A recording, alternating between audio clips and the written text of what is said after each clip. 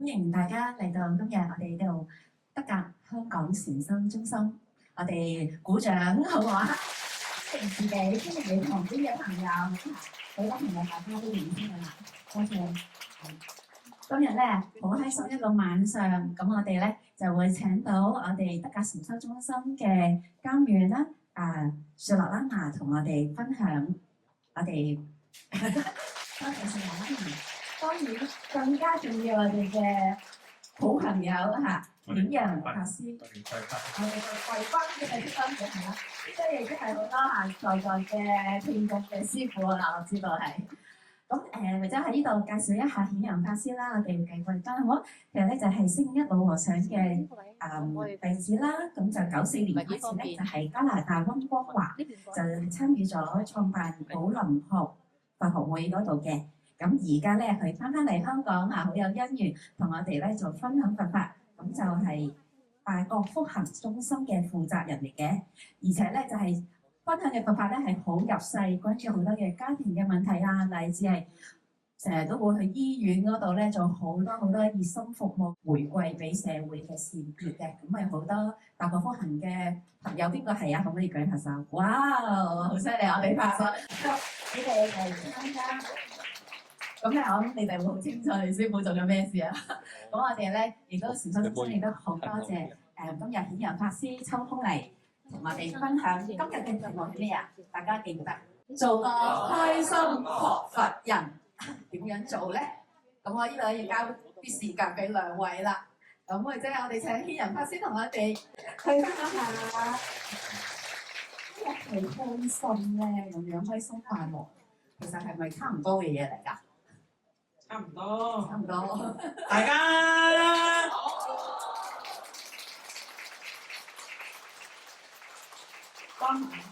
既然有咁多係大國嘅人啊，好老實講啊，唔該你介紹埋喇嘛先。今日咧佢咧就係我哋尊貴嘅明主仁波切啦，永給明就仁波切啦，咁嘅弟子，咁係好年青係嘛？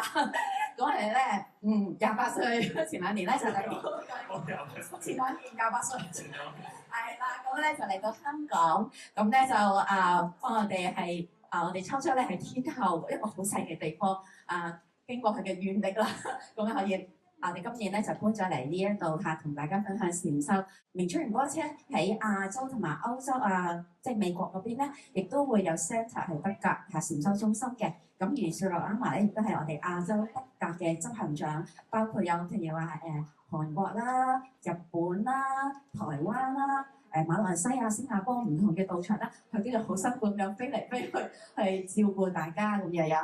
咁如果你想同我哋接觸佢多啲咧，咁歡迎你嚇。第日有時間可以嚟參加我哋平日嘅禪修班，咁我哋就會好多時間交流。我哋有顯揚法師。啱嘛，我哋今日要發揮我哋啲影響力好嘛？係啊。咩影響力咧？第一個影響力，我哋要互相影響。係。我講嘢好粗魯，好大聲，佢講嘢好斯文咯。我哋調翻轉，唔該你雄壯啲，我學斯文。你睇學唔學到嚇？你話真係弊，出嚟一位女嘅法師，女嘅出家人，我稍為斯文啲，你哋笑得咁開心，淨係呢樣嘢就已經值得我哋學習啦，係咪啊？唔係人哋可以隨時變嘅，開心。佢哋問我第一個問題喎，到底開心同快樂有咩嘢唔同喎？開心嗱，我嘅理解，眼前嘅，你而家開唔開心啊？好直接嘅，馬上有反應嘅。問你一世人快唔快樂，係咪長啲時間啊？遠啲嘅，每一個開心係當下，快樂就係由每一個開心一路延伸落去，就變成一個稍為長啲嘅時間。明唔明我講咩啊？所以你話每一個當下我哋都開心嘅話，我哋一生人就會點樣啊？快樂咯。咁點解唔做個快樂嘅學佛人呢？就係要提醒我哋處理咗眼前嘅事先，明唔明啊？眼前嘅嘢我哋處理唔好，以後嘅嘢好難會好喎。阿嫲，你贊唔贊成？非常之贊成。冇辦法。佢話冇我辦法，冇辦法，我差唔多老佢1倍。所以係我嘅長輩，你哋唔使擔心。我今日係嚟學習，同演用法師一齊學習。或者我哋喺入邊講，咁我哋應該用咩方法嚟進行咧？就好似我哋傾偈，咁你哋聽我哋傾偈咁。所以咧嗱，真的假不了，假的真不了，扮都係扮2聲嘅啫，第3聲就回復本來面目啦。要真係改變自己啊，真係要收嘅，明唔明啊？平時嗰啲係呃人嘅。啊，師傅，請問你又對開心有咩睇法咧？咁首先問下我哋點解唔開心？有冇人唔開心啊？生活有冇啊？邊個唔開心嘅舉手？哇！好少啫喎，好少啫喎！你哋梗係上得呢度嘅開心禪多咧，係咪啊？哎呀，可唔可以講下你哋點樣唔開心啊？為情嘅舉手，唔敢啊！為情嘅冇啊，我唔信，未受誤解嘅。好，為錢嘅舉手，2位，哦好，好，為生活嘅煩惱同人相處嘅舉手。師傅。所以我今日喺我嘅微博入邊咧，我寫咗一句説話，我寫煩，當你煩嘅時候，就俾佢咁樣去煩，因為當你要煩惱嘅時候，你冇辦法我即刻改變，我就可以改變到我唔煩惱。就係當你淨係將煩惱淨係擺喺嗰度，你會唔會睇到煩惱啊？你就睇得到煩惱。就當你睇得到煩惱嘅時候，你仲能唔能夠處理到煩惱啊？你就可以處理到煩惱。好容易嗰個例子，如果今日你喺個河水裏頭，你知唔知個河係生咗咩樣㗎？你一定唔知道。但有一日，當你超越咗呢個河水，你能唔能夠睇到河？同埋你唔單止睇到條河，你仲可以跟住條河嘅河水一直流住落去。所以煩惱係咪一定要跟住我哋身邊咧？唔一定㗎。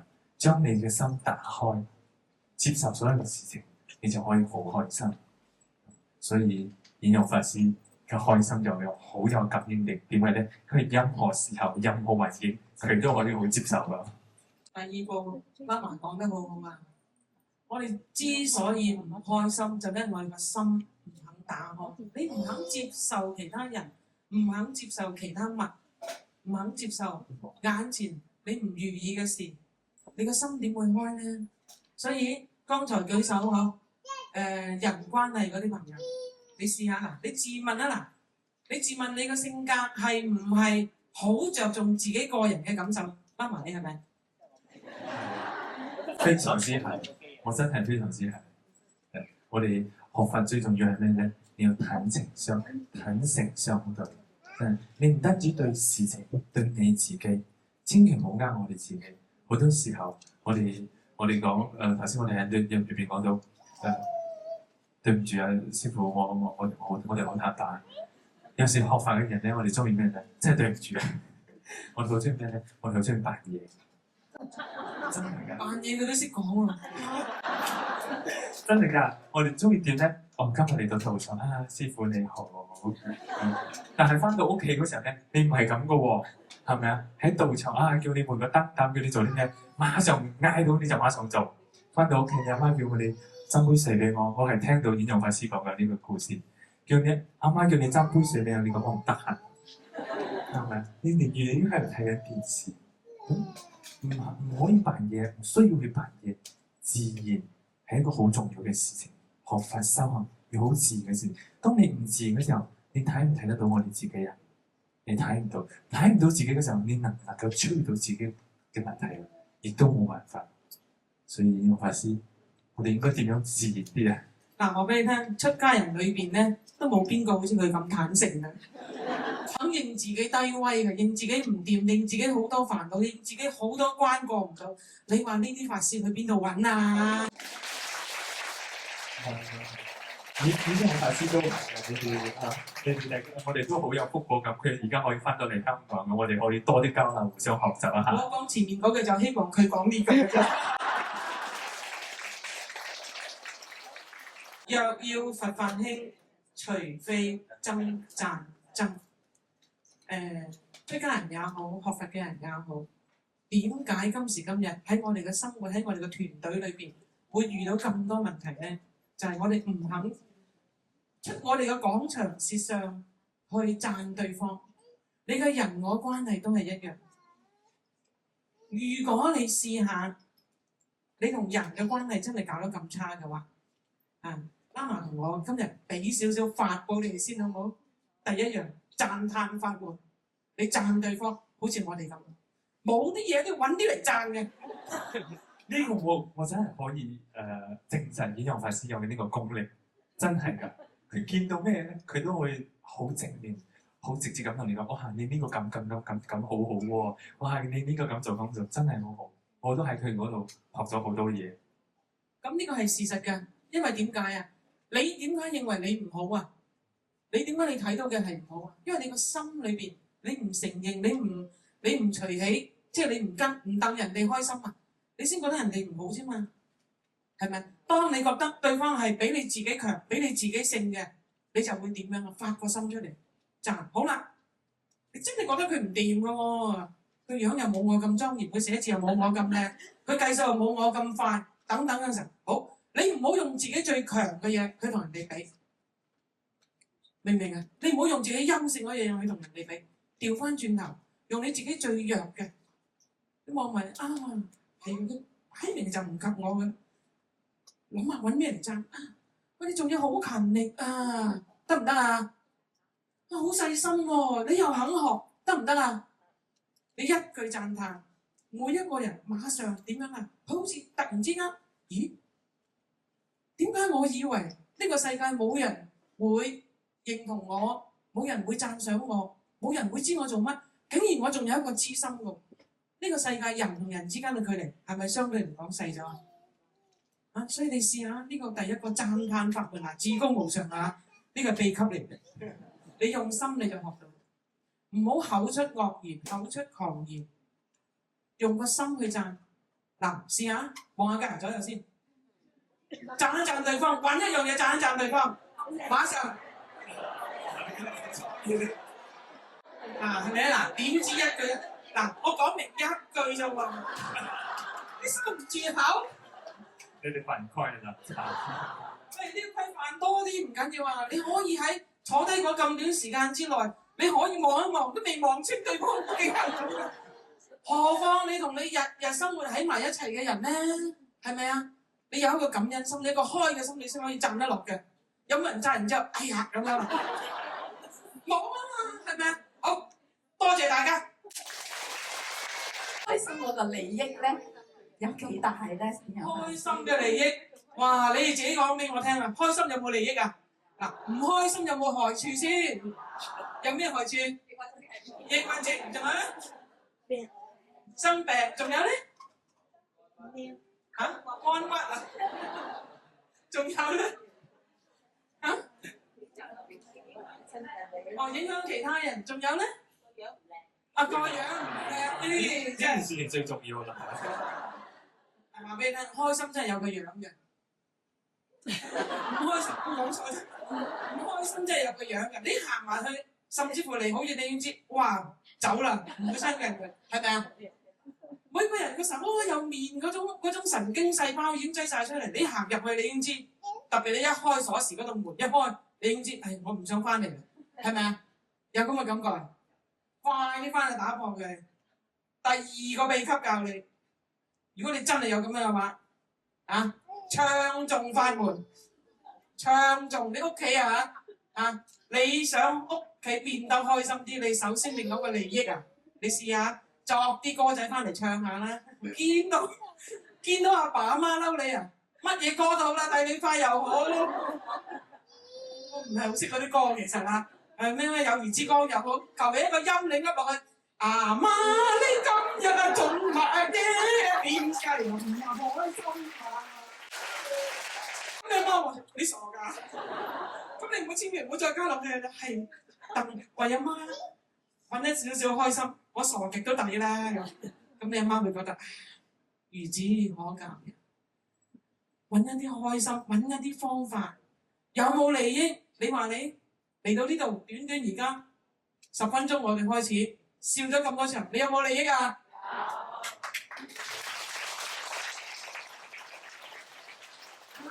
呢度嘅禪修中心教開心禪，啱嘛？我下次都嚟得唔得？啊，你嚟教。唔教。咁你又覺得有冇利益咧？我哋開心。開心嗰陣先有利益。好對唔住，我而家講嘢嗰時候咧，習慣你哋就會開始好沉，因為我習慣係思維模式嗰種形態嚟嘅，即係會答啲問題俾翻大家。咁點解我哋要開心咧？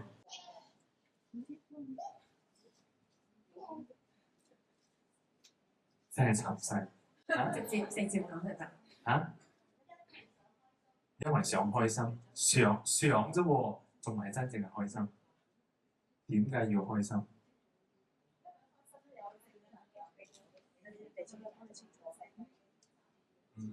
你可以發出啲信息俾其他，仲有冇咩可能性咧？開心好舒服，仲有咧，能夠令身邊嘅人開心，仲有冇可能咧？人都係想離苦得樂。上一個星期我哋辦咗另外一個嘅上2個星期我哋辦咗另外一個活動。咁我哋有師傅都係講到咩咧？我哋所謂嘅佛教徒，我哋慈悲啊！慈悲嘅定義係咩咧？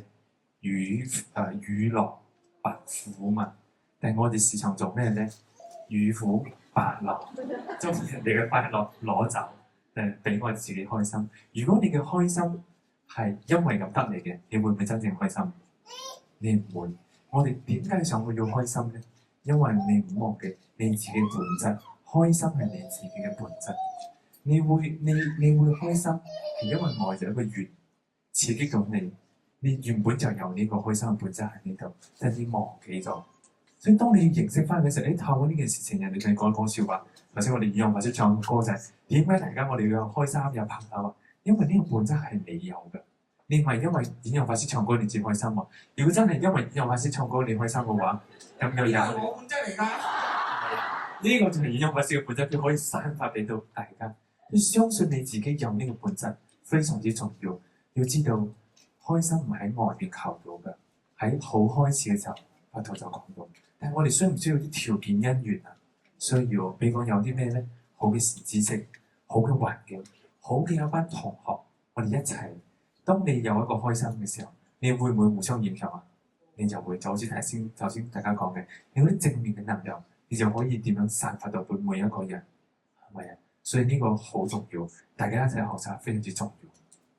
所以咧，如果你剛才覺得係因為我唱嗰句嘅歌仔，令到你喜出望外咯，咁你我哋再請演揚法師唱多首。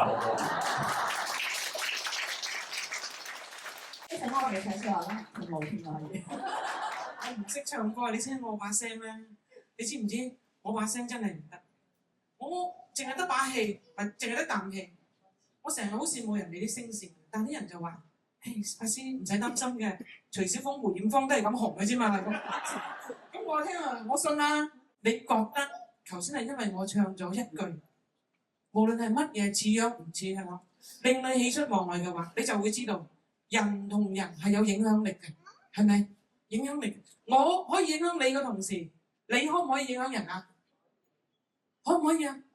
嗱，我大膽講喎，而家你100幾人，我一句你已經受影響。如果我哋今日係喺幾萬人裏邊，我哋同樣係一句，我哋都可以影響幾萬人啊！因為我哋咩？個心係好直、好甜、好真，明唔明啊？所以如果我哋都係發放我哋咁嘅每一個能量，你個開心咁容易啊？你如果唔係心開意解，你估你個心解唔解到，開唔開到啊？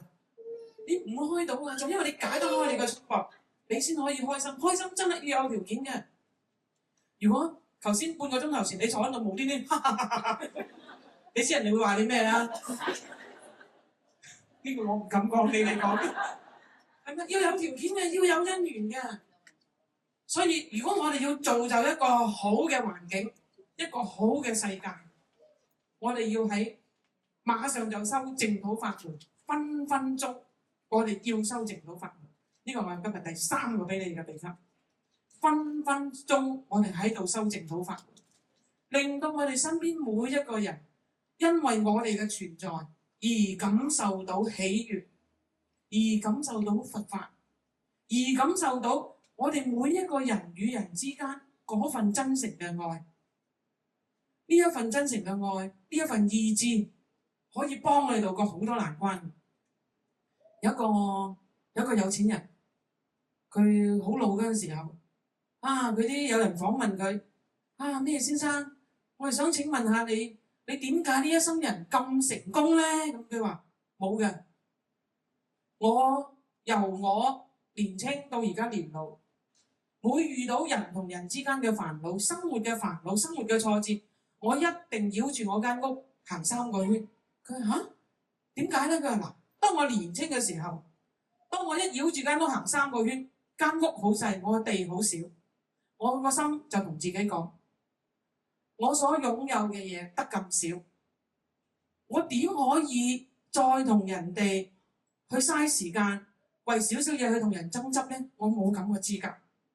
到我年紀大啦，事業有成嘅時候，我遇到唔開心嘅時候，我一樣係繞住佢行3個圈。嗰陣時我就諗，我地咁大，我個屋咁大，我仲使乜同佢哋起爭執咧？明唔明啊？每一個人喺唔同嘅時候，你必須要俾個藉口自己，必須要俾一個藉口自己回心轉意。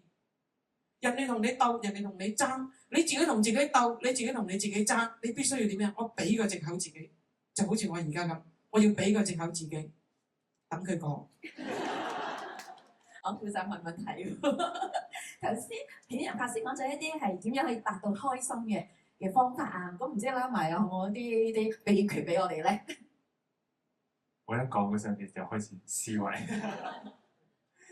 開心嘅秘訣啊，開心嘅秘訣就係你一定要知道你咩原因係你好唔開心嘅，就好似頭先顯仁法師講嗰個故事，你唔開心嘅係因為人哋嘅影響定係你自己嘅態度。當你冇咩錢嘅時候，嗰間屋好細，你可以繞3圈。當你有錢嘅時候，你同樣你間屋好大，你都係行3圈。事情有冇改變啊？冇改變。但係你俾你自己個態度，我用咗態度呢個名詞。顯仁法師用到咩名詞咧？佢係講到你俾一個藉口，佢比較，因為佢係香港人，所以佢比較係香港人嗰種語法去表達。你一定要轉變。或者我俾一個藉口你自己，俾個方法你自己行出一條路嚟生活我哋講生命啊，生活咩叫生活？生出嚟就係要活下去。你生出嚟咗，你唔活下去，我啱啱同顯仁法師講，我喺日本啱啱翻嚟，我哋同人哋傾自殺死亡。喺日本好多人去自殺。咁我嗰日翻嚟嘅時候咧，打開報紙，喺香港都有人跳樓喎，係咪？點解我哋會俾自己選擇一條咁嘅路咧？係人哋逼你去行咧，定係你自己嘅行呢條路？你有冇揾咗一個藉口俾自己？我要點樣活下去？但係你覺得我已經放棄啦，我冇晒希望啦，冇晒希望，又係邊個去話俾你知你冇希望？所以我覺得我哋可以俾一個機會自己。馬來西亞咧好少新聞跳樓嘅，因為佢啲屋大多數得2層嘅啫。佢哋唔會咁搏㗎。佢哋好清楚嘅，同埋我哋草地都大嘅，跌落嚟就係跌喺草地度。而家係顛倒嘅年代，生喺呢個時代嘅人係顛倒嘅眾生，顛倒。有邊一位你為一件事、為一個人嬲咗超過10年嘅，或者係恨咗、怨咗超過10年嘅，舉手。哇，好勇敢啊！好。5年嘅咧，嬲咗5年嘅咧，1位；3年嘅咧，2位；3年嘅咧，越嚟越少，冇理由喎。3年咧，你嬲咗3年嘅，或者怨恨咗3年嘅，有冇啊？2年嘅咧，1年嘅咧，好老實。嬲咗咁長時間，1年都有365日啦，最少嗰個俾你揀啦。365個機會。你都冇辦法跳得到出嚟，問題喺人哋度定喺你度？再答一次。呢個中心要開大幾倍嘅。佢哋明知故犯，點解唔揾個藉口？點解唔揾個方法自己走翻出嚟啊？而家係顛倒嘅眾生嗱，歸依個歸字啊，歸依個歸字係咪一個白字，一個反轉個反？白字反轉係乜嘢啊？黑反翻轉係咩啊？你以前係黑嘅，唔開心、唔快樂、唔如意嘅，我哋歸依咗之後，就要將佢點樣啊？反過嚟變成咩啊？白啦。好啦，你歸依咗學咗佛啦，一樣係咁煩，一樣係咁痛苦，你嘅生活都係過得咁唔如意嘅，因為你點樣啊？你又顛倒啦。好明顯地，你冇聽佛、聽法、聽真嘅教。好啦，你痛苦完啦，而家今日有咁嘅因緣啦，你要唔要再將佢反翻轉嚟啊？要唔要啊？你話要嘅，大聲啲。要。轉翻佢翻轉頭啦。原來我哋整個人生都係一個咁掙扎嘅。嗱，你今日好，今日開心，我好老實講，我唔擔保你出咗去離開呢個大廈，你能唔能夠保持呢1分鐘嘅喜悅？因為點解？遇境逢緣之下，我哋習慣性嘅反應就會嚟。喺嗰個情況之下，你用乜嘢嚟提醒你自己？你要堅持堅守呢一個正念咧？你平時冇做呢樣嘢係咪咧？你以為坐喺呢度或者去到寺院跪低講下、坐低講下先至係學佛係咪？嗱，話俾你聽，嗰啲全部假嘅。你睇，啱啱佢哋望佢哋，每一位都咁莊嚴，每一位都係一尊佛。我知你呃我哋嘅，好老實講，而家你望到我都係假嘅。我發脾氣、我猛嗰陣時候，嗰個先係我本來面目。問題係我哋面對我哋自己本來嘅面目嗰陣時候，我哋有冇能力將佢點樣啊反翻過嚟？好似我都知道我自己，咦，有少少唔開心。嗱，我個處理方法啊，我唔知你哋可唔可以用。我有少少唔開心，譬如我嬲你嘅話，我馬上，我唔會等嘅，走埋去同你講，唔好意思，我可唔可以同你講幾句？可唔可以啊？可以啊。你頭先咁，1、2、3、4、5、6，我唔開心。好，咁大家睇有冇得溝通？嗱，我慣咗用咁嘅方法。好啦，我嗰日唔舒服，我話咧，我嗰日一唔舒服係全人類都知嘅。我一定同我身邊每個人講，我呢度唔妥，嗰度唔妥，嗰度唔妥。因為點解啊？我慎防我萬一，因為我自己身體唔舒服，人總有情緒噶嘛，係咪？係我唔舒服，個面口梗係唔係咁好睇噶嘛。人哋以為我嬲咗佢，所以我會話俾大家聽，我唔舒服。好啦，佢睇到我唔舒服嗰陣時候，人哋通常會發一個咩心啊？關心，又可以一個培訓，明唔明啊？是非爭拗又少，爭拗又少。通常我一講真係㗎，哎呀你唔舒服，去休息下啦。佢話我唔使，唔係喎，真係咁喎，係咪你好我好，大家都好？明唔明啊？唉，師傅你點同啫？你喺道場遇嗰啲個個都善良之輩，我喺出邊嗰啲個個咬人㗎，係咪？唔係。係啊，我都知㗎。你估我唔俾人咬過咩？我堅持我唔咬翻人啫嘛，明唔明啊？即係人哋咬你嗰陣時候，話俾你聽有一個好高招嘅，你學法師咁講嘢，邊個咬得落啫？咬得落㗎。我發現佢哋都係你發脾氣啫，即係你同人哋講嘢嗰陣時候，講你哋唔係講法師啊，唔係講緊嘛。你哋講嘢嗰陣時候，你同人哋拗，人哋惡嗰陣時候，做咩咁勞氣啫？唔好嬲啦，哎呀對唔住啦，哎呀我今日唔同你講住嚇。嗱，想拍掌咧，你哋就好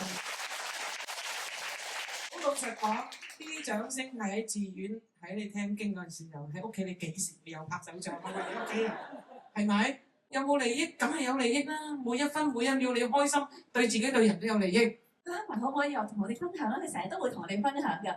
其實修行人、出家人都會發脾氣，都會好多煩惱嘅喎。咁當自己作為出家人，自己煩惱發脾氣嘅時，自己點樣做咧？你又會又係好沉默嘅。好開心嘅。你願唔願意去承認？你願唔願意承認你自己做錯？我冇頭髮嘅，冇頭髮嘅人更加唔容易去到呢個位置。點解咧？因為每個人睇到我哋都會打招呼啊，師傅你好啊，拉文你好啊，係咪啊？高高在上。當你自己犯錯嘅時候，你願唔願意去承認？喺幾個月前咧，我自己睇電視，睇到新加坡一部電影叫《小孩不壞不白》第2集。咁我淨係睇到最後嗰部分。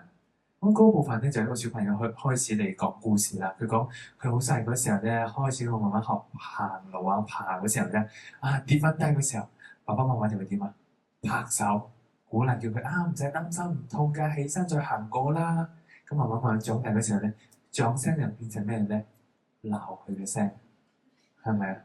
安撫佢雙手咧，就開始攞住咩啊？彈跳，係啦。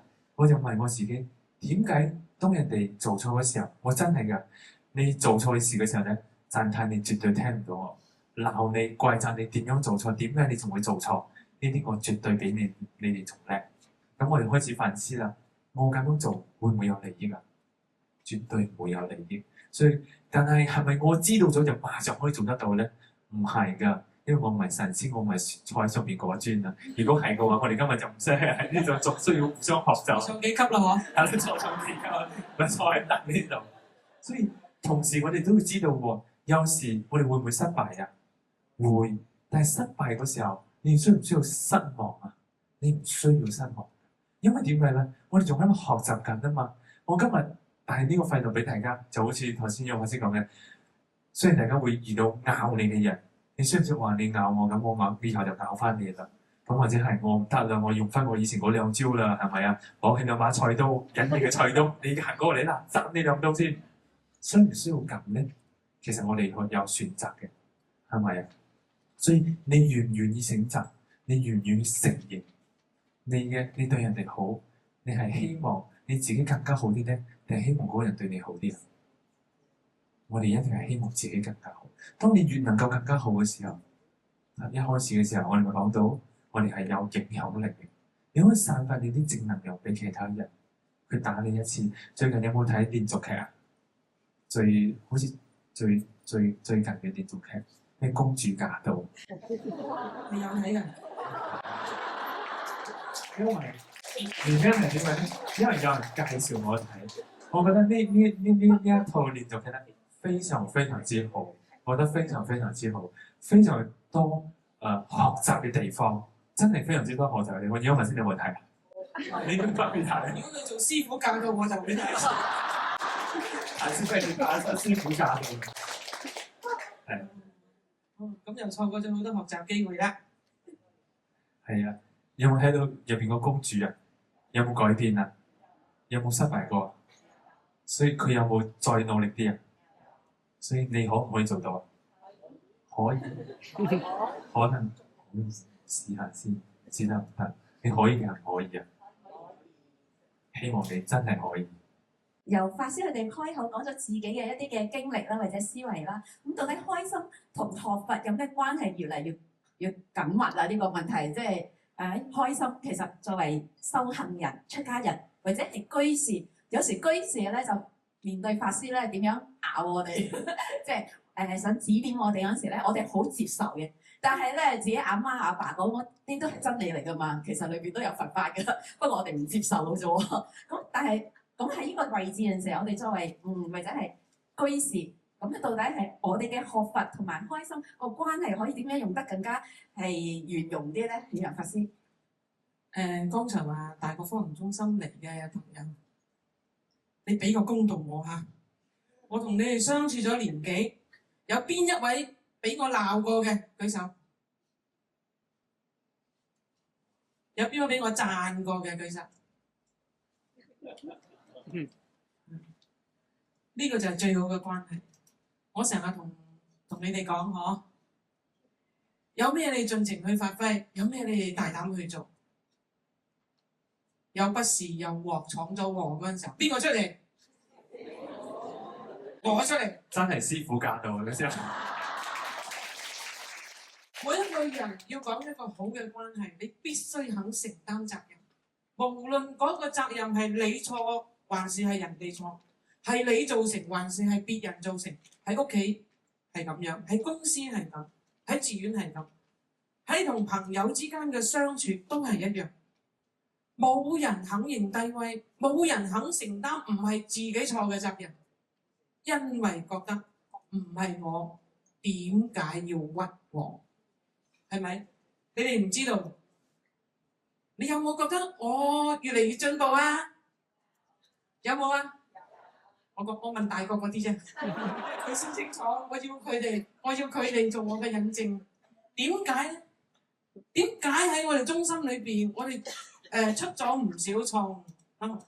我出咗唔少錯誤，我哋有好多樣嘢過後，我哋總結反省係可以做得更好嘅。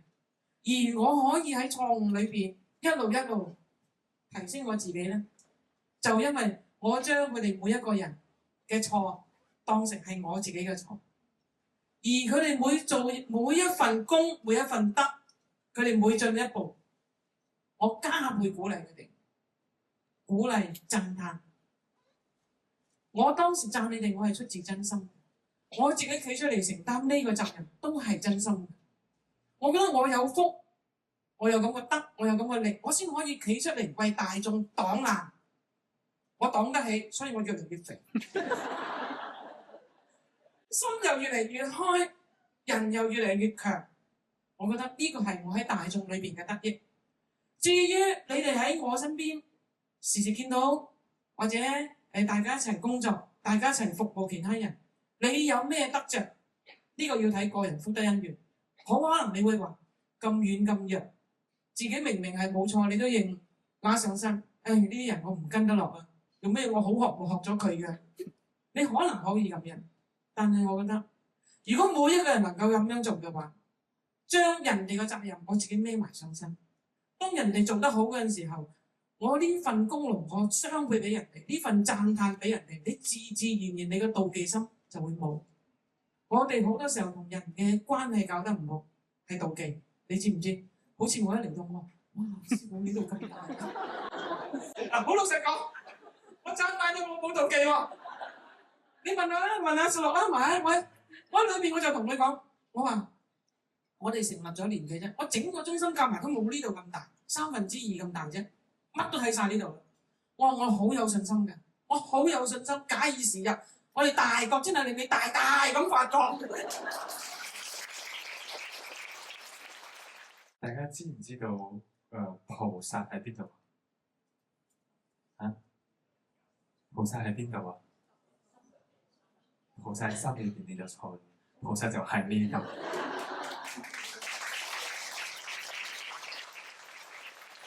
點解我咁講菩薩喺呢度咧？菩薩唔係一個表象，唔係一個形象。當你諗到觀音菩薩嘅時候，你會諗到咩咧？唔係坐喺嗰度就係企喺嗰度，嗰啲瓷器，或者而家嚟到藏傳中心，你可以睇到陶器嘅，係咪啊？呢啲你嘅印象入邊，呢啲係叫菩薩。喺我心入邊咧，我頭先聽到慧英法師講嘅咧，我真係覺得係菩薩。喺藏傳佛教入邊，我哋強調一個重點，菩薩嘅定義係咩咧？覺悟嘅勇士，勇氣係非常之重要嘅。菩薩唔係無端端咁去幫人，佢生了無量嘅勇氣。頭先講企出嚟幫大家去承擔，呢個係咪勇氣啊？呢個係勇氣，呢個係一個菩薩需要嘅嘢。所以今日有一個咁好嘅事蹟帶領我哋要唔要一齊學習啊？要，所以我哋一齊學習。唔係帶領㗎，我講明啊，陪你過難關㗎咋，明唔明啊？陪埋你一齊嘅咋，得嘛？我哋一齊陪住大家一齊行。可能係有時都係你哋陪下我哋都唔定。學佛其實好開心嘅，開心同學佛有咩關係？話俾大家聽。你可以好開心嘅，你行出去陣間行出去，街啲人好開心嘅。如果附近有酒吧啲人，佢當下會好開心嘅。行過大百貨公司啲人埋單找數嗰陣時，佢都好開心嘅。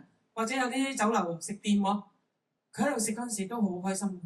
但你知唔知你呢個開心同佢哋個開心係唔一樣嘅？點解唔一樣？因為你係真正知恩識果。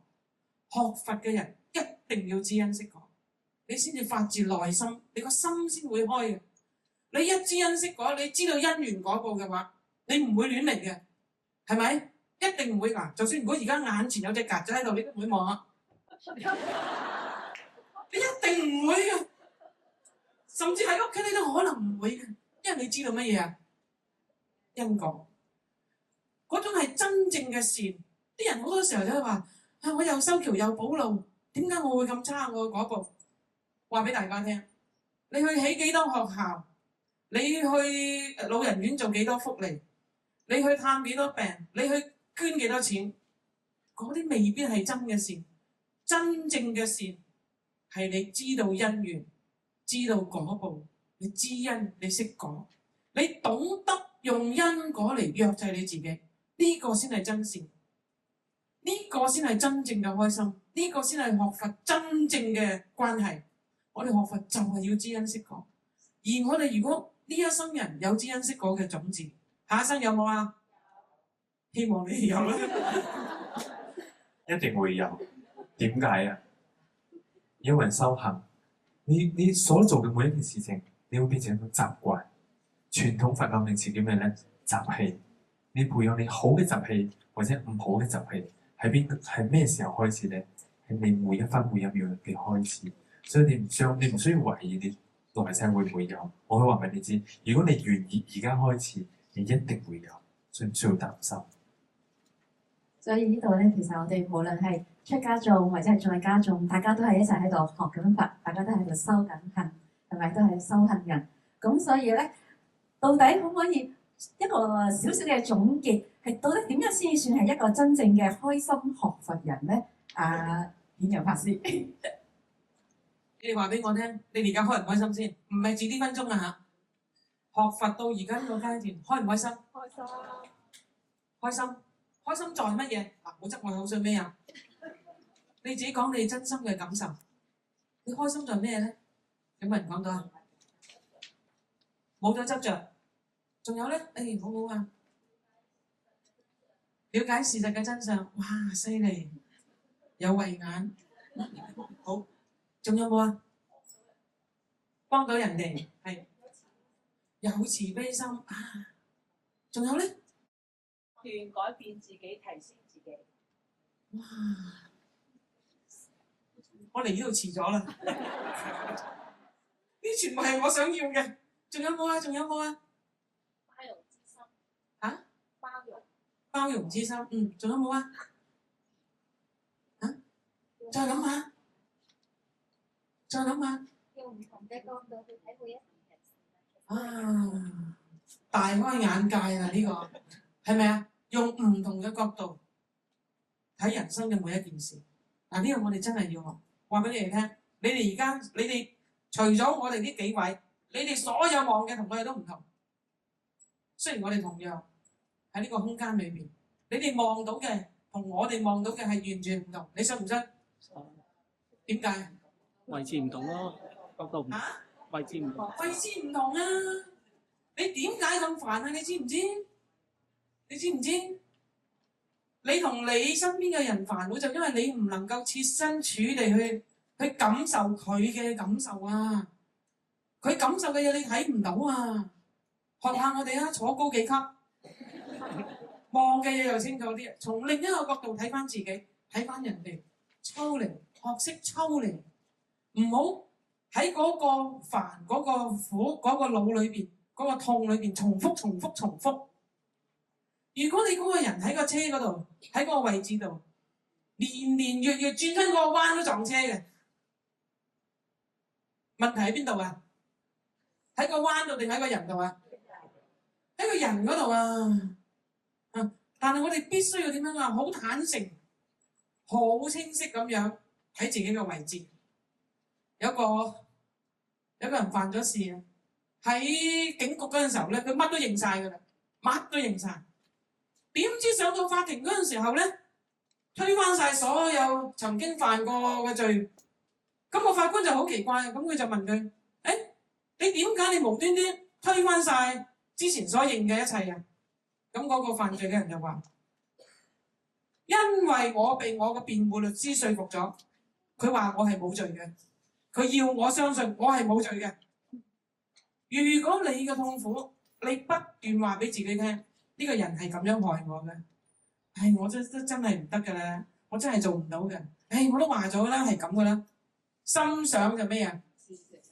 事成啊，你唔使睇啊，你一定唔得嘅。如果你從另一個角度啊，第4個秘笈，振作法門，話俾你聽，一定得。你估你得唔得啊？弱咗好多，克服困難，我一定得；尋找我嘅開心，我一定得；解決我人際關係、我經濟困難，我一定得。邊個夠膽講呢句説話？誒，得佢一個，唔係你未舉完手。邊個夠膽講呢句説話？我得，舉手。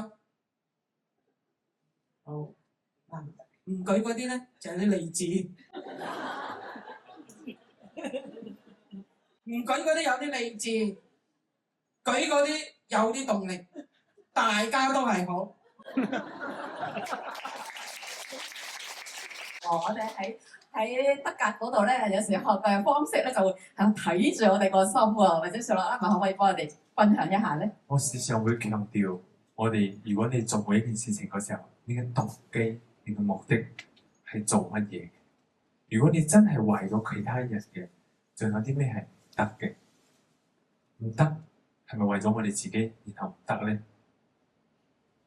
唔使諗，大部分嘅時候都係，我哋唔願意超越我哋自己嗰一步，所以你永遠咧就唔知足，你唔知道你自己企喺邊度。頭先大家講嘅嗰個遊戲啦，因為大家企嘅角度唔同。當你知道自己企嘅角度，或者你自己企嘅立場係咩嘅時候，你願意轉變，你知道你嘅動機目的係為咗他人嘅話，你點解又唔得？其實咧，每個人嘅眼光咧，唔止係淨係今日。我哋生活就喺當下，我哋成日咧，人無遠慮就必有近憂，係咪？有近憂嘅時候，一定又有點樣啊？遠慮嘅，你可能會擔心明日嘅生活，可能你會擔心明年你嘅生命或者健康。但有時好多樣嘢，我就缺乏咗剛才嗰個理智同埋嗰個動力。理智點解我話又係啱，動力又係啱咧？唔同人遇到唔同事喺唔同環境，係咪有唔同嘅方法啊？你個痛苦同佢個痛苦可能係同一類，但係個性質可能有多少出入。所以我哋必須要唔好死硬派，唔好死硬派。佛法有好多種方法。當你發現而家喺香港特別有雪落喇嘛同顯揚法師啲咁活潑、咁青春嘅法師出現咗，你就知生活有希望啊！根本上就唔係死咕咕嘅，唔係硬邦邦嘅，係點樣啊？可以靈活運用嘅，你知唔知？有個人去睇醫生啊，去驗眼，話俾醫生聽，我望唔到遠嘅嘢，隻眼可能有啲問題。醫生同佢驗暈晒啦，覺得佢冇事喎，於是叫佢出門口，指住個太陽，你望唔望到嗰個係乜啊？佢話太陽咯。個醫生就同佢講，連太陽你都望唔到，你仲想望幾遠啊？啱唔啱啊？你今晚都過到啦，你仲有咩好愁咧？每一日過好嗰一日，嗰一日發生事情處理好佢。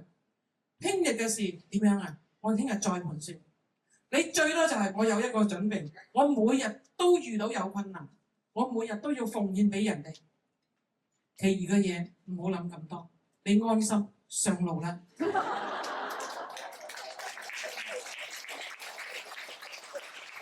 陽光普照啦，而家開始。嗱，我哋咧，我就代表你哋問咗好多問題，或者而家有個時間嚇，可以你哋直接可以問下顯揚法師或者少羅喇嘛一啲問題啊。點解？我想問咧，一直要強調開心同唔開心，平常心好高境界。平常心當然好啦，但話俾你聽，你學電腦嗰陣時候，起咗嗰幾隻手指，你係咪要好刻意啊？係咪？打電腦嗰陣時候，係咪？你學煮餸，起初炒嗰幾下，係咪要好刻意啊？我有位師兄啊，我有位師兄弟啊，喺美國三藩市啊，從來唔識煮嘢㗎，我就要每一位師傅，只要嚟親我哋寺院，由煲白粥開始，到煲湯，到煲飯，到炒熟，全部要識。你知唔知佢第一次炒麵啊？炒麵啊，聽清楚我講啊！哎呀，唔好意思，哎呀，唔好意思。終於佢炒完之後，我望一望，真係唔好意思啦。天一半地一半，個龍頭側邊一半，捧出去得好少。大家見到笪地，佢一個人炒係要幾個人喺度同佢執。平常心熟先至能咩啊？生巧嘅。平常心係我哋嘅目的，唔係我哋而家馬上就到。我哋要有咁樣嘅信心，我哋一定要做得到，但係唔係即刻。剛才雪落拉嘛係咪講啊？我哋成日都自己呃咗自己先。人一生人咧，只有做3件事，唔知你哋贊唔贊成？呃人，俾人呃，仲有咧呃自己。平常心，你以為咁樣坐嘅就係平常心啊？嗰啲係做俾你同我睇嘅。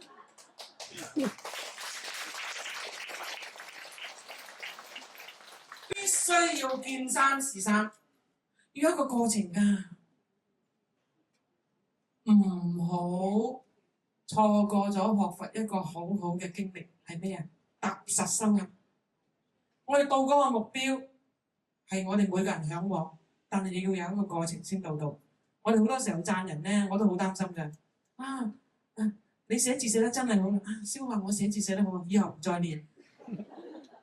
你做人對人好有禮貌喎，以後就對人唔使有禮貌，因為覺得自己已經到啦，明唔明啊？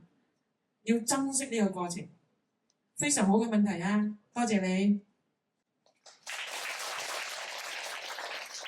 好，咁就爭取呢個機會咧。你呢分鐘可以平常心，呢分鐘可以平常心，冇起冇落，我哋要收好耐啊！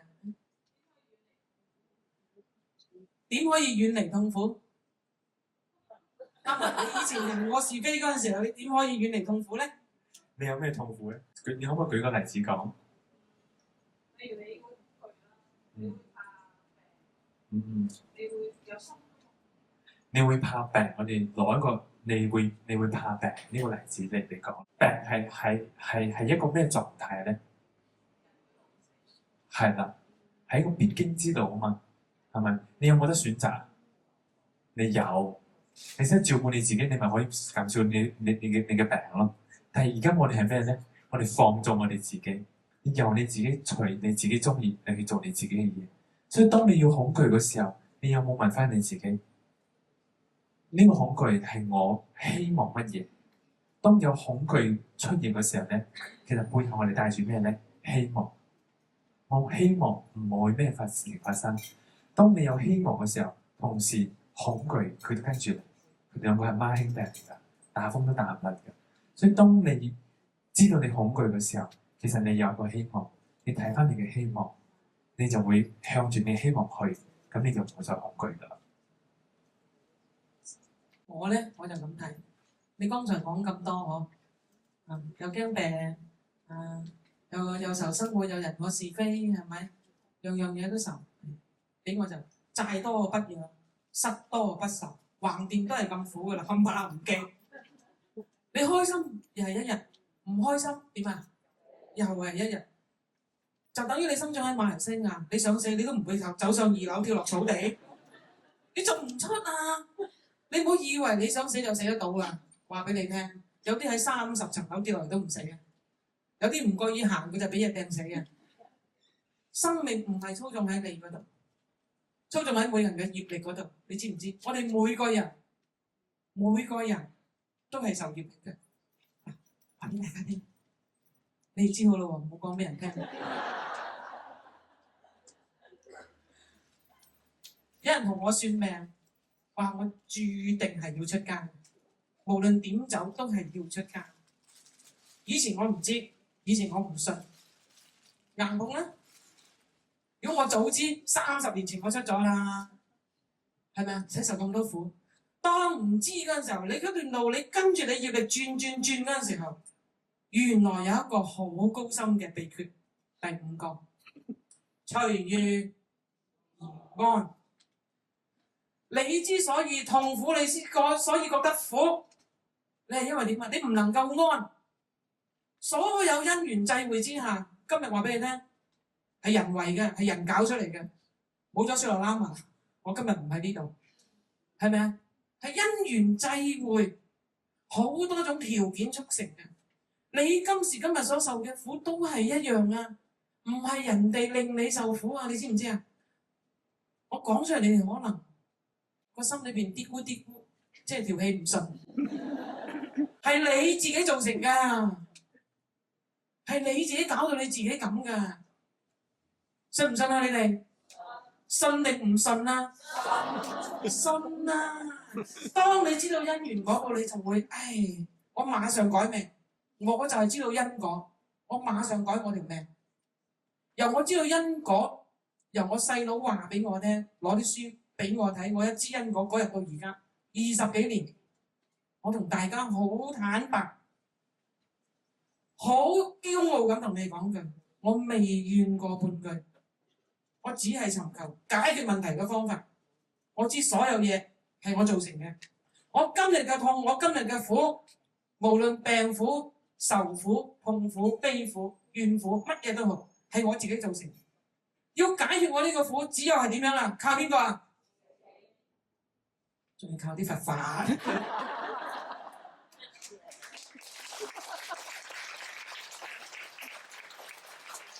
冇佛法，我走唔到出嚟啊！但係有佛法，你唔走又奈你何咩？係咪啊？如果每個人都坐喺佛像前啦，每個人都得聞佛法啦，你唔喐你個心，你唔轉你個境，邊個幫到你咧？所以學咗佛之後，你懂得知因識果，你自自然然會將你個命改。嗱，11月27號啊，俾1分鐘我賣廣告。11月27號啊，我喺理工啊有一個講座，我可以改命。我唔係講我啊，呢個我係代理每一個人講，每個人都可以改變自己嘅命運啊！我可以改命，就要將點啊？空而不苦，愁而不苦，病而不苦，悲而不苦，怨而不苦。所有嘢你可以悲，屋企人死咗，悲唔悲啊？悲，我唔苦。我有病，痛唔痛啊？痛，我唔苦。心唔好隨個境去轉，必須要點樣啊？忍耐，你先可以過到你自己嘅難關啊！明唔明我講咩？答唔答到你問題啊？你試啊？反思，喂，唔好淨係得反來反去，思來思去，咪得個諗字。助言就咩啊？起行啊！馬上就要轉噶，知唔知？閂燈開燈好快，閂閘開閘好快，唔係等你開閘嗰陣時候，你等下你開條鎖匙開耐啲啲，咁耐㗎，係咪？到你自己要轉你個念頭嗰陣時候，你點解唔同自己講咁耐㗎？都轉唔到，你仲要苦到幾時啊？你都年過半百啦，係咪？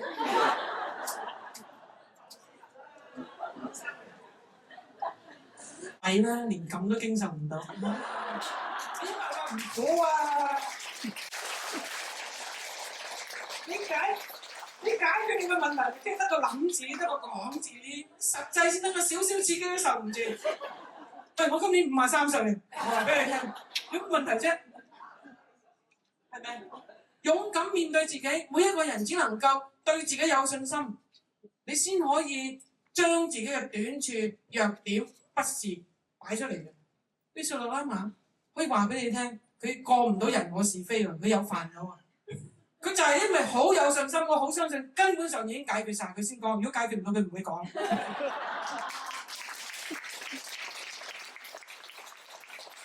轉身轉定係轉境，講少啦，啱埋你點樣喺轉之前點樣去做啲功夫，即係加多啲條件幫到自己轉嘅咧？因為我學禪修嘛，所以我一定會用禪修嘅方法。禪修嘅方法係咩咧？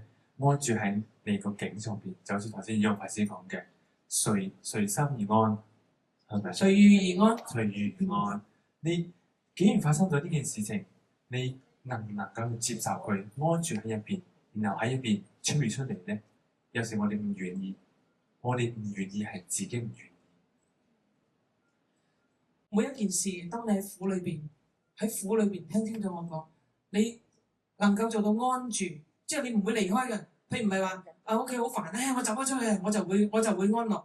嗰個安樂係好短時間，你就喺個問題嗰度，喺屋企個唔開心嗰個問題裏邊諗方法，呢個叫安住。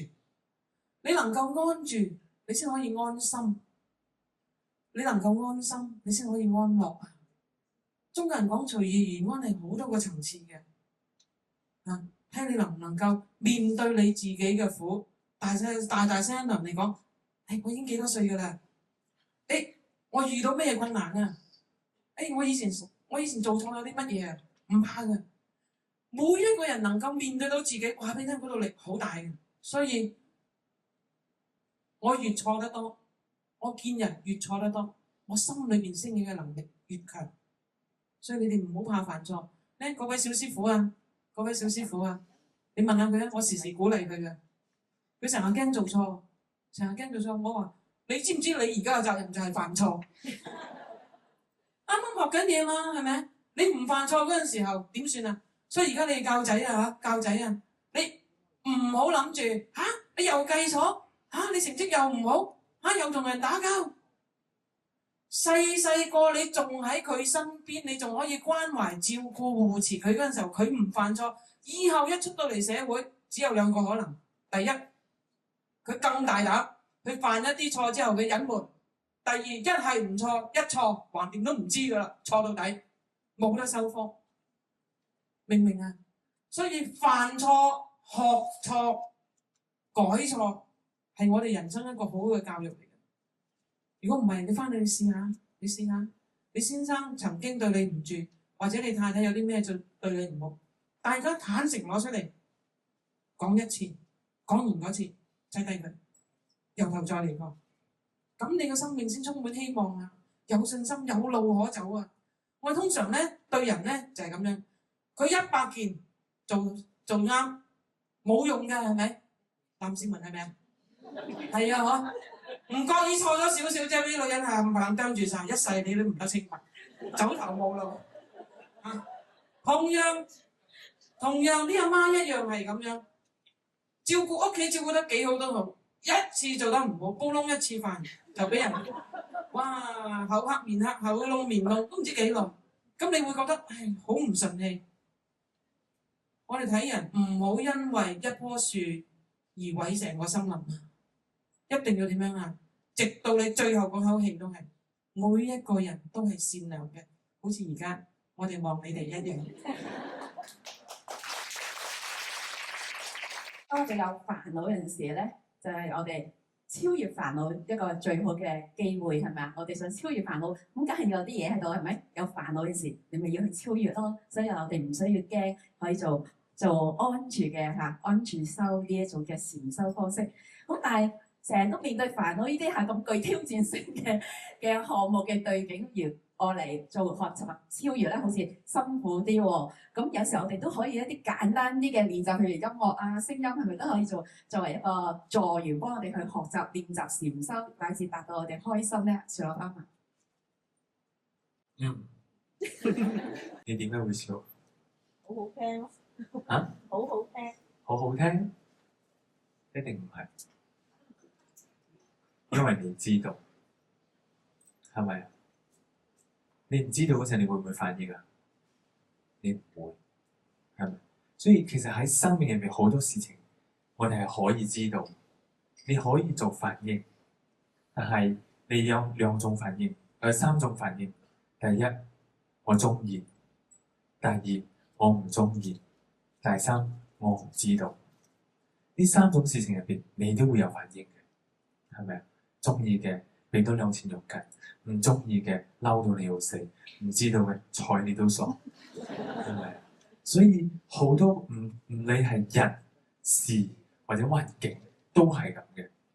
你嘅心你可以點樣喺同佢互動？呢個係最重要嘅。所以透過一種學習，咩叫做禪修？禪修咪叫你坐喺嗰度唔好喐唔好有燈光，唔好有風，咩都唔好。靜靜咧坐喺嗰度，我話你知，坐10年你都唔會成佛啦。如果有方法，佛陀喺度禪修6年啦。佢禪修到當一刻，佢知道佢個心同嗰個外在嘅環境係點樣互動嘅時候，佢當下就開始成佛。喺藏傳佛教入邊咧，有幅唐卡，有幅畫，佢畫得非常之靚嘅。咁就係佛陀成佛嗰時候係呢個樣嘅，擺住呢個 pose。但係嗰幅唐卡入邊咧，周圍旁邊圍繞住好多魔，咁前面咧有一個靚女同埋2個老太婆。其實呢個係咩咧？魔王表現出嚟嘅。但係點解一個靚女2個老太婆咧？同埋同時有好多箭射住喺佛陀身上，有好多箭嚟到佛陀身上就變成花。點解又係咁嘅咧？我當時候睇到呢一幅唐卡嘅時候，我非常之感動、震撼。可能唔識得我嘅人唔知道，識得我嘅人就知道我好中意咩咧？我中意喊，少少感動我就可以喊，我真係好容易喊。但係而家仲未感動到你喎，就係嗰種互動當中，即刻你能夠去了解到佛陀點解嗰幅唐卡要表達緊咩？佢要教育緊咩嘢事情咧？好多時候真係因為我哋嘅心情、我哋嘅態度，你可以面對唔同嘅人、唔同嘅事情。你要係成佛，你要係輪迴，完全來自你呢一個心入邊。但係點樣去明白你呢個心咧，非常之重要。所以何博士應該都係想我打少少廣告㗎啦。可能你都知道，我嘅師傅佢會嚟，咁我哋會擺一個音樂禪，透過個音樂，你點樣去做禪修？唔係叫你死板坐喺嗰度，乜都冇喐，乜都冇聽。所以有機會歡迎你一齊嚟參加一下。咁音樂會咧，好難得喺台灣做咗一次，迴響好大，係出咗 DVD 喺美國啊嗰邊，亦都好大嘅迴響。咁所以喇嘛村咧，即係好有心將呢一個嘅音樂會係音樂加禪，唔單止我聽佢講下，唔單止係嚟聽音樂，你唔單止係聽眾，你仲係一個演奏者嚟嘅，其中一個嚟嘅。所以我頭先喺入邊，我同葉老師講。我邀請有粉絲一定要出席，佢講佢要分家大嘅，我不如你提前翻嚟啊！一定要出席啊！當住大家面前，大家講好唔好啊？一定要提前翻嚟。多謝，我盡量啦嚇。因緣條件嘛，係咪？11月2號啊！好啦，咁啊，另外仲有邊位朋友想問下問題咧？我哋時間冇多啦。唔好出咗去，跟住又掹住師傅啊！我有咩問題？不如而家我哋咁多通常慣嘅，先行出去嗰陣時就有問題。佢唔係佢話唔敢喎。唉，話俾你聽，咁和藹可親嘅師傅坐喺度，你都話唔敢，真係。我咪同師傅，你講得好啱啊！其實作為一個學佛嘅人咧，我都覺得學咗佛之後咧係好多嘢係明咗問題嘅根源。其實所有問題都係自己。咁但係作為日常生活咧，即係好似你揸車，你即係 OK 啦揸車，但係有時有啲唔識揸車嘅人會撞埋你度噶嘛。即係好多車禍咧，反而唔係即係揸車本身個人喎，係其他意外有啲行人即係過馬路唔小心啊。即係我哋工作上或者生活上咧，就算我哋幾有 EQ 又好，幾有即係學佛嗰個理念，但係有時喺同事之間相處咧，有啲人真係會撞埋你噶嘛。咁喺呢個情況之下，我哋點樣去？即係點樣去處理？使乜點樣去咪算你唔好彩咯？個個唔撞到你，第一係你業力，第二係你因緣。剛才我哋咪講啊，好多人要講因緣啊，我唔好講業力先啦。你做好你自己嗰份，人哋點做我哋管唔管到啊？管唔到啊！你喺你屋企有冇發現啊？你係咪好想嗰段婚姻美滿幸福啊？係咪？嗱，即刻個頭都自己心中有數啦嚇。轉個頭嚟之後變成點樣咧？你唔好講人哋先啦，即係唔好講街外嘅先啦。你身邊曾經係你至愛，都係咁樣。所以原來我哋知道人嘅一生，除咗自己呢個身體、呢個生命，係我哋能夠修改、改變，其餘冇一樣嘢係你能夠操控㗎。你服未啊？服。行出去試下，小心啲啦，明唔明？我補充少少就係、我哋學法嘅人咧，我哋好中意講意外發生。當你會講意外發生嘅時候咧，你對因果同埋業力，你仲未完全接受。喺佛教入邊唔會有意外發生，一切嘅事情都係因同埋果，睇我哋點樣去面對嘅。你睇下菲律賓人質事件係咪啊？係咪好唏噓啊？你睇下個中嘅姻緣幾難遇得上，佢哋幾個都遇上啊！呢個係最好嘅教材啊！當然我哋唔可以喺嗰個時候話俾你聽，因果報應嘅。咁我哋要承受我哋嘅因果報應。但係我哋學佛，我哋知，我哋明喺嗰分鐘，我哋只能夠係點樣啊？祝福回向，有親天災人禍，我哋都只能夠係呢一樣。然之後調翻轉頭，我哋反觀翻自己嘅處境，我哋只能夠係更加做好我哋自己。所以點解要你哋開心啊？點解要你哋快樂啊？喺個開心、喺個快樂嘅學佛人之下，我哋製造嗰個淨土、嗰個快樂極樂嘅淨土。每個地方都係極樂嘅淨土嘅時候，戰爭係咪自然少啊？冇嗌殺，係咪？怨恨係咪自然少啊？醫院係咪自然少啊？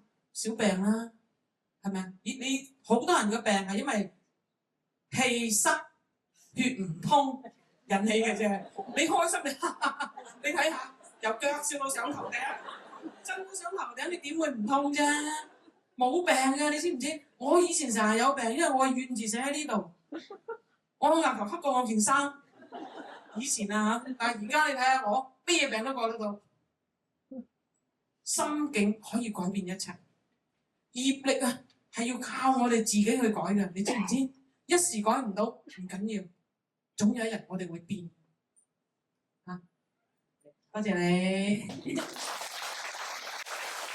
唔開心嘅事咧，就好似從另外一個角度，就好似佛法無常就展現喺我哋面前啦，係咪啊？好似係有件事，數啦，係好貼近你自己。去前2年發生啲事係無常，第一個觀念就係呢樣啦。可唔可以同我哋分享一下當時我哋呢個係好耐以前嘅歷史故事。有一日就係我哋中心啲義工帶我同埋另外一個台灣嚟嘅師傅，我哋去邊度咧？去廟街，因為佢冇去過，所以我哋去廟街睇下廟街呢啲地方。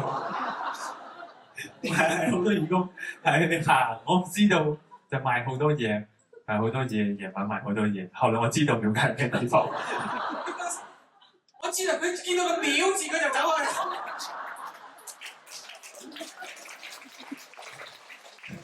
全世界嘅廟我哋都可以去，係香港嗰條街有個廟字，淨係得個廟字，我哋唔去得㗎。後來我知道，你再叫我去嗰陣，我都唔會再去。真係唔知道，但係嗰時候行緊嘅時候咧，咁我屋企打電話俾我，咁我家姐打電話俾我，佢講屋企發生咗啲咩事啊？我以為咩事啊？最大件事就係我爸入醫院啦，係咪？原來唔係，係我屋企俾火燒咗。咁我第二個念頭生起咩咧？生命真係無常，即係由我由細住到大嘅屋企，我而家連在家嗰啲相一張都冇得保留，佢唔再俾我行翻在家嗰啲路，所以一張都冇得保留，全部俾火燒晒。所以我好感恩一個咁嘅事情發生。每一次當我哋出家人同人哋講無常啊，講就容易啊，發生喺你生命嘅時候，你嘅態度係咪依然都係咁？我覺得嗰個時候我個考試好彩我通過咗，真係我通過咗。點解咧？我第二個念頭就生起無常。第二日龍姐佢知道咗之後，佢仲打個電話嚟同我講：你要觀修無常。我講龍姐，我已經修完啦，無常我已經修完啦。所以修行唔係我哋定係同大家嚟分享，就好似演用法師頭先講，我哋係大家一齊行緊呢一條路。我哋話俾你知嘅同時，其實都一直提醒我哋，你啲出家人係咪？可能我哋俾你哋多嘅勇氣，要多更加多倍，係咪？你哋有事，你哋會嚟揾出家人，大家一齊傾。真係有事嘅時候，我哋係咪自己都要諗掂佢啊？都係㗎，所以有時都要揾你幫下手。到時候你唔好托手真係走咗去。我哋俾大利先啦，好啦，我哋今日嘅講法係嘛？多啲支持啦，而家呢度係好嘅喎，冇得翻轉頭。佢講起廟街咧，我又諗起一樣嘢。嗰位師傅咧，一樣係馬來西亞人，佢舊年先嚟香港嘅啫。咁你啱啱到步嗰個月咧，佢話師傅啊，有一度我好想去。我話邊度咧？我喺馬來西亞成日聽㗎，女人街。我話女人街你唔去得㗎，係咪唔去得啊？啊？我哋唔得嘛，佢叫我陪佢去喎。有一度我真係好想去嘅，有一度我真係好想去嘅，啱嘛？睇下我哋有冇機會。有一樣我覺得呢個世界咧，特別係澳門，何鴻燊真係錯失咗好大機會。點解唔請我哋去葡京灑淨啫？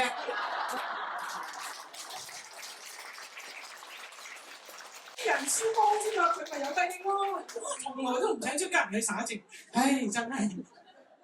我真係好想啊！我希望有人傳話俾佢。嚇？話你話啦。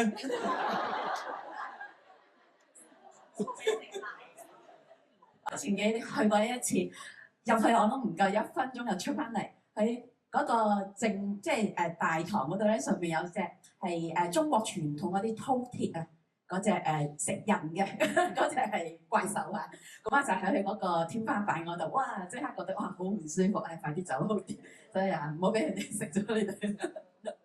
唔係我去做法會啫，其他時候入去梗係唔得啦。唔講嗰個，講第二樣。最後一個問題，邊個想把握？你嘅問題問得好好啊，好叻啊！生活上好多煩惱係咪？唉，啱啱呢分鐘開心完都唔記得晒，啱唔啱啊？呢兩位朋友。想問咧，就曾經你哋有去心或者係即係當自己有軟弱啊、跌傷啊，即係嗰時諗法唔記得啊咁樣。玩啊嗰時。非常之好嘅問題，好感恩你問一個咁直接，佛法都唔記得，我連我媽都唔記得。啲掌聲真係唔得喎！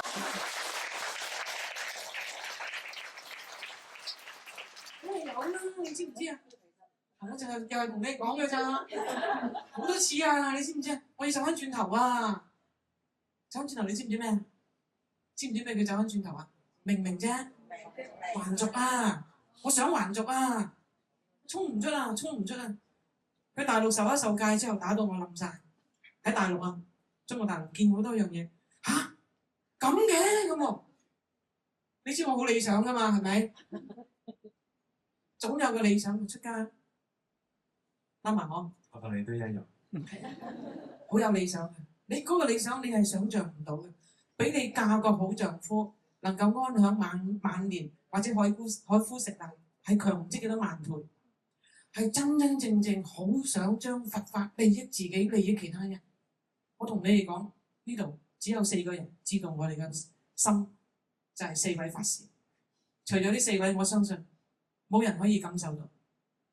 見嗰啲冚唪唥唔同，咁再加上我都話啦，好似唔係咁嘅樣嘅，揦口揦面，好乞人憎嘅，一日黑口黑面黑到黑，即係人哋見親我都，唉，即係嗰隻咧，講親又冇反應喎，即係同我講嘢我又冇反應，我眼定定咁呆地咁望住佢。日常生活同人相處得唔好，同師兄弟相處得唔好。出面見嘅景唔係自己理想嘅，苦唔苦？我諗住喺度安享晚年，揾我以後老咗都係喺度奉獻喎。現實唔係咁樣喎，你唔走，諗下係翻轉頭趁早啲啊，就冇乜人識係嘛？諗咗好耐，我師傅好嘢，我師傅聖一路和尚好嘢，佢好嘢就係咩咧？我次次就借啲嘢，師傅，我想落去睇醫生。飛嚟，師傅我落去，今日又辦身份證，下個星期咁嘅證啊，活埋佢，分開嚟喎，我要落多幾次嗰隻飛嚟，跟住望住我笑，其他師兄弟落去告佢就唔俾喎，咁我以為我有特權啦，師傅真係好嘢，我師傅真係好嘢，放我走，任得我走，直到有一日，直到有一次。咁就真係唔係辦法，啱自己發生唔得。當日我既然咁強嘅心念，翳咗我媽媽2年，俾我出家。佢應承咗我，我又答應咗佢一啲嘢，我唔可以食鹽，我要守我嘅承諾。幾苦計一計，我先30幾歲，最多苦多30幾年，我70歲拜拜，都係30幾年啫。好啦，堅持落去，我願意再修行。嗰頭諗完，嗰頭我師傅就一樣去加拿大辦個道場嚟。嗱，我係咁過嘅。話俾你聽，每一條路都唔平坦嘅，就等於你都試過好多次想離婚啦，係咪？得個講字啫嘛，離來離去，係咪？都係一樣，其實都係一樣。每一個人生其實都有多少掙扎嘅，啱唔啱啊？問題係你道心強，還是係你業力強嘅啫。每一個時候你都要掙扎嘅，我哋都要掙扎過。我唔知雪落拉埋有冇掙扎過。我就想講我掙扎嘅故事。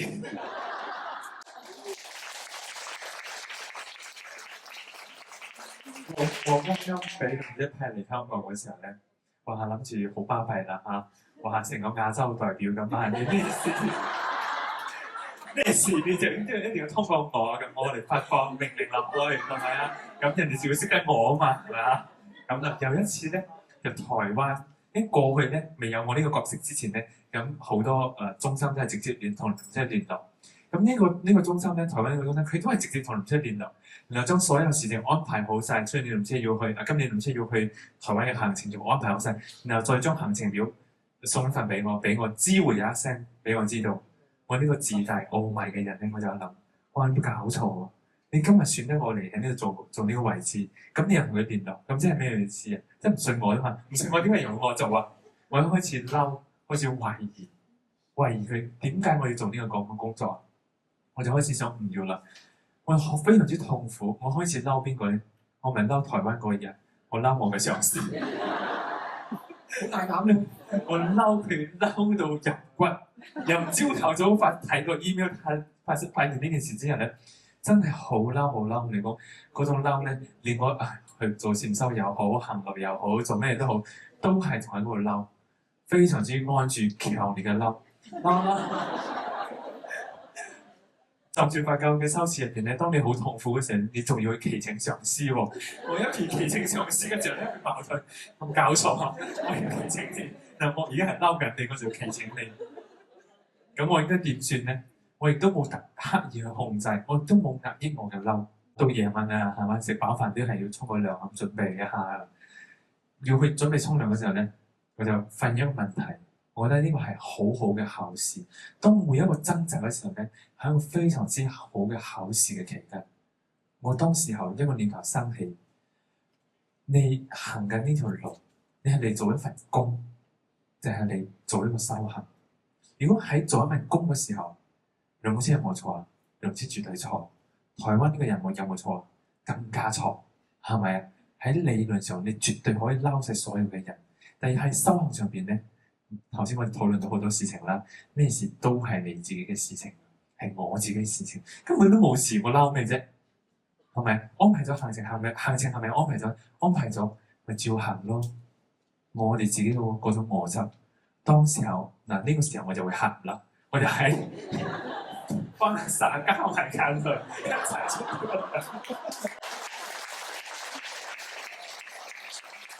同埋我都會好坦白同我上司講，我一同佢講嘅時候，佢就哈哈哈。所以修行嘅時候真係會好多嘅掙扎，好多嘅掙扎，要面對好多嘅人、好多嘅事情、好多嘅壓力。譬如講，梁老師出年要去拜關，最近我哋真係壓力比較大。咁我同台灣一個師傅，我哋因為都係要負擔唔同嘅事情啊，壓力好大。我哋講人哋出家，人哋好可以去修行、禪修、讀書，我哋點解要嚟好似好辛苦要去承擔好多咁嘅事情咧？其實我哋都要把握機會。有時候唔理係大家喺大國科行中心嗰度一齊做義工又好，喺音樂道場做義工都好，有個機會你可以奉獻去服務嘅時候，真係要把握。你唔知咩時候我哋會失去一個咁嘅機會，你會有機會去奉獻。所以我好感恩梁姐俾一個咁大嘅壓力我要去承擔一件咁大嘅事情，我冇諗到㗎，做咯，做唔到辦，咪退兩步，再繼續行咯。反正你都冇第二條路可以行㗎啦，有直行咁就係啦。眼淚流乾咧，而家所謂只有淨笑聲就嗬。我有個經歷又同你有啲似噃。係，再分享啊！初去溫哥華，初啱啱我咪講緊被聖恩老和尚啊，被師傅叫我同另一位師兄一齊去咗溫哥華，同你一模一樣嗰種心態。幾個師兄弟跪喺度，師傅咧就點派我另一位師兄做當家，我做知客。你知咩叫知客啊？知道人哋係客嗰啲咧，招呼客人。對外對內咧安爭啊，處理內部爭人外部嘅事情。知客好大嘅喎，你知唔知？諗住我哋個寺院成立咗之後，香火梗係好鼎盛啦。啲香客咧日日朝頭早咧等住我哋開會，想像㗎咋？妄想同現實係兩回事嚟嘅。於是咧同我幾位師兄弟咧，大家分配好時間啦。你咧幾點鐘咧就守住騎南門呢個香爐位，即係香客位嚇。你咧幾點鐘咁大家分開晒。幾點鐘咧我哋要調更，開始營業啦。話俾大家聽，4個月都冇人夠過租，恐唔恐怖？終於冇人嚟，佢哋走晒。我啲師兄弟走晒啊！就好似我同我另外一個師兄啊，即係我師傅。指派咗我哋2個人嘅，其餘嗰3個咧就係我哋2個揾嘅，明唔明啊？剩翻我哋2個人啊，個新年慘咯，個新年就慘咯，幾孤獨幾無助，你知唔知？冰天雪地，第一次見雪開心到不得了，跟住掃完一次之後見到雪就驚。過新年啊，由我搬入去到過完年。嗰段時候電話未響過，我成日拎呢個電話，壞到啦！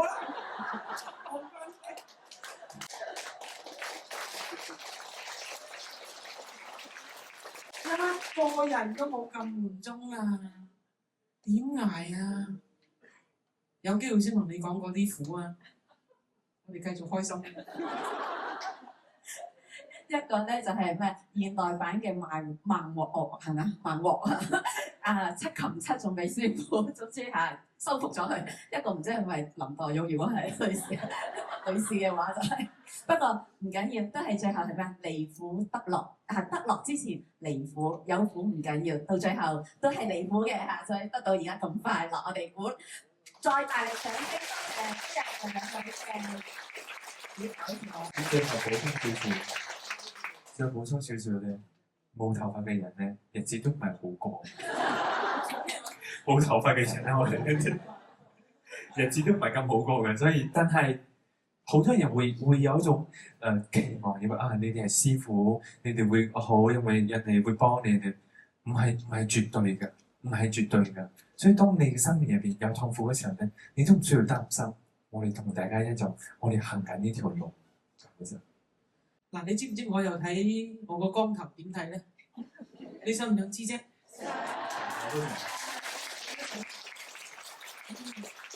先講我未光嗰陣時先啦。嗰陣時唔係好揀衣服着嘅，但係乜嘢都唔揀，個星期一定去洗頭，俾理髮店仔嗰啲咧。咁我咧就一定係咧梳到佢靚一靚，高2寸嗰隻咧，好注重我個頭。好啦。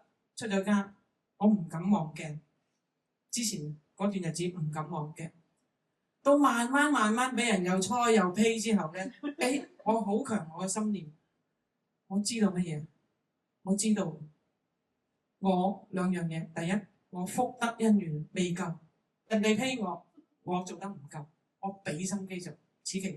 第二，出家人冇乜苦嘅，又唔使出去打工，又唔使去逼車，係咪？一伸手，師傅，我車你咁，食唔憂食，着唔憂着，住唔憂住。但係如果我唔知俾人奚落係咩滋味，俾人誹謗係咩滋味，俾人中傷，俾人睇唔起係咩滋味，我點可以陪每一個人過難關啊？我唔得感同身受，於是我攞苦嚟辛，攞唔中意行出去轉個圈，明唔明啊？人哋越係睇我唔理，越係提醒我呢件衫我唔容易着啊！我着得上身，我一定要好好咁珍惜，我一定要將我嘅餘生奉獻出嚟。呢個係我對我呢一個頭每日嘅感覺，每日嘅感受。唔知你感唔感受到我嘅心意？感受到我當其實係嘅，佢哋嘅生命嘅體驗好相近咯。就好似馬來亞班專姐咁，佢嘅上司並係折磨佢嘅，所以我好中意同嗰啲我哋呢度嘅義工講，嚟到德格禪修中心咧，你係接受挑戰同埋折磨嘅。咁一波未停，一波又嚟嘅。大型活動之後咧，又再嚟，又再嚟，一直嚟。點解要咁去做咧？我問我自己點解要做？其實我可以選擇得好輕鬆啊！有人嚟我就開門咁，又收完塊念經，收埋紅包啊，入去睇我嘅電腦，我可以覺得好輕鬆噶喎，係咪？就好似因為頭先咁，我哋就係特登攞苦嚟辛。點解咧？冇一個因緣，冇個機會俾你磨練嘅時候，你唔知道你自己係進步定係退步。所以所有事情嘅發生都係一件好事，為咗俾我哋進步嘅一件好事。問題係你點樣去睇佢？所以希望你把握每個因緣，痛苦又好，快樂都好，珍惜佢，享受佢，運用佢。最重要係咩咧？我哋有冇進步？一定要令我哋進步。如果呢件事情發生咗之後，令你更加退步嘅，咁對唔住，你行錯路。錯誤必生煩惱。你一煩親，你對事好，對人好，對你嘅現實生活，你一有唔開心，嗱，唔使講，一定喺你身上，問題一定係出喺你身上，明唔明啊？如果唔係，其他人冇事啊，你睇下，一定係你嘅，可能你嘅諗法，可能你嘅感受，可能你嘅處理態度，就係因為你錯，所以自食其果，你就唔開心。呢支箭係直接反射翻你嘅，所以如果你一唔開心嗰陣時候，你唔好第一句就話：你做咩令到我唔開心？你反問翻自己，我點解唔會唔開心？就好似我哋今日，你可唔可以反問一句：點解我今晚咁開心？可唔可以啊？學個人係要開開心心㗎。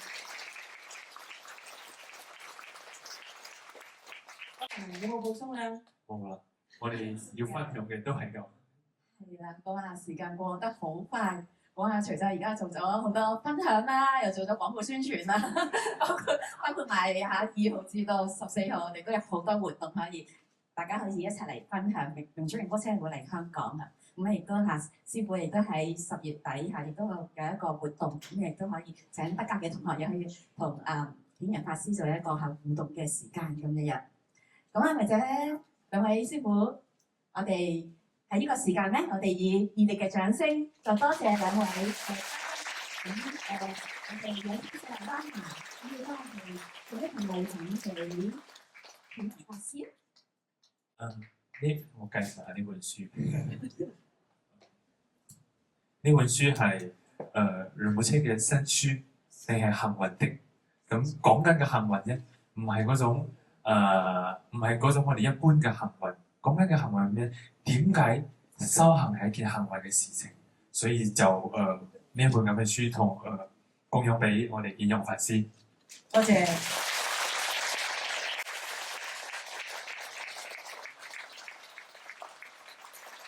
記住，你係幸運嘅，你係好值得你自己珍惜嘅，淨係為自己，你就要開開心心啦。OK？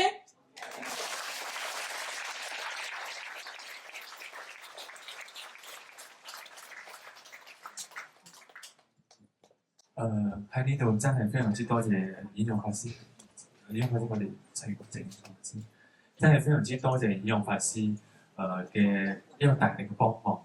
當時係點樣同顯揚法師結上呢個緣咧？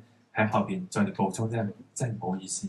就因為有一次咧，就係因為仁波切佢下個月要嚟，咁我就諗住我要辦一個法會，我去租場，租尖沙咀間公風嚟嘅，點知一去俾人租咗。咁嗰個租場嘅李姑娘同我都幾熟嘅，我話李姑娘你俾我知道下係邊個租咗啦，咁我去同佢講下咁冇辦法啦，你俾咗訂金啦，你唔好再講啦。如果唔係嘅事，咩事都有轉變嘅，即係真係認為咩事情都有轉變嘅時候，一俾我知道，演陽法師租咗個場地，我就面皮好厚，透過溫暖人嘅一啲義工咁就寫咗封 email 俾演陽法師，即刻嗰時候我仲喺日本，即刻就回覆翻啦，冇問題，連訂金都供養埋俾我哋，真係要特別多謝演陽法師。都係我嘅福氣，係大埔科學中心嘅福氣。我哋可以存起。佛教好缺乏一樣嘢，團結啊！你有冇咁嘅感覺啊？有。我哋佛弟子都係一樣好缺乏一個團結嘅精神。好彩我同雪落喇嘛有一個好共通嘅點，除咗年青。我哋願意為佛教奉獻自己，包括我哋自己本身所擁有嘅嗰啲嘢，根本微不足道，唔需要講。只要我能夠做得到，聽清楚，只要我能夠做得到，無論係邊個道場，只要係正法，我都一定去保持。希望你哋都係一樣，打開門戶之見，你睇下呢度門打得幾大，係咪啊？就要學呢個。開心嘅門，你個心門一開，你個法門就入啦。多謝大家。一個居士代表你供養師父。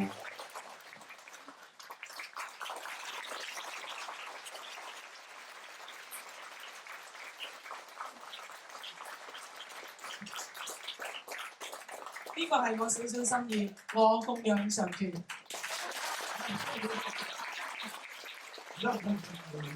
個少少嘅，即係冇人交啊！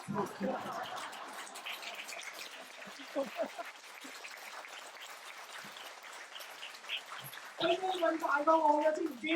知唔知啊？佢係長輩嚟㗎。唔係，呢個係傳統嘅一啲文化，但係我覺得就好似因為法師講嘅，如果佛教之間我哋都唔互相幫忙，我哋都唔互相鼓勵嘅話，咁邊個嚟做呢件咁嘅事情啊？真係我哋仲要等幾時至開始做呢件咁嘅事情啊？唔得嘅！我一捉到有機會嗰時候咧，我有一次就拜訪，就為咗去多謝演陽法師咁，我就上門去拜訪一次傾到好好傾啊，我就把握機會，你嚟呢度咁幫我哋講啦，下次再嚟多幾次。你需要用演陽法師好中意呢個地方。我都好多謝呢個法師，佢會中意我哋呢個咁嘅環境同埋空間。以後你要用，你即管開聲，我哋可以調配時間嚟配合一下。因果報應啊，做少少好事得咁多講。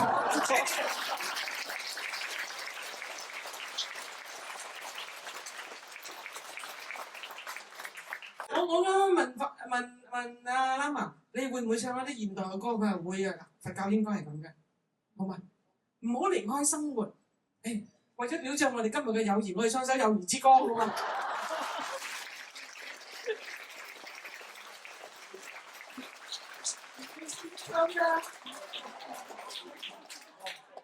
你唔識啊？唔識唱就哼啦你啊！識啊！人生於世上有幾個知己，多少友誼恨相記。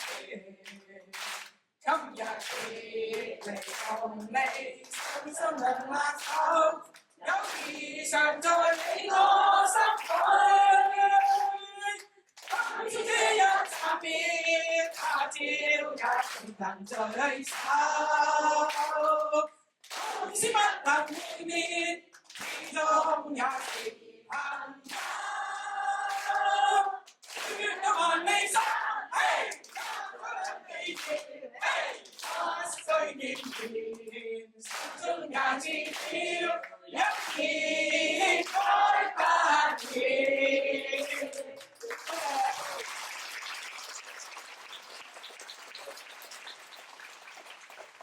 一定要念恩念情，學乜嘢都冇情，唔會有成就。我走得落學費。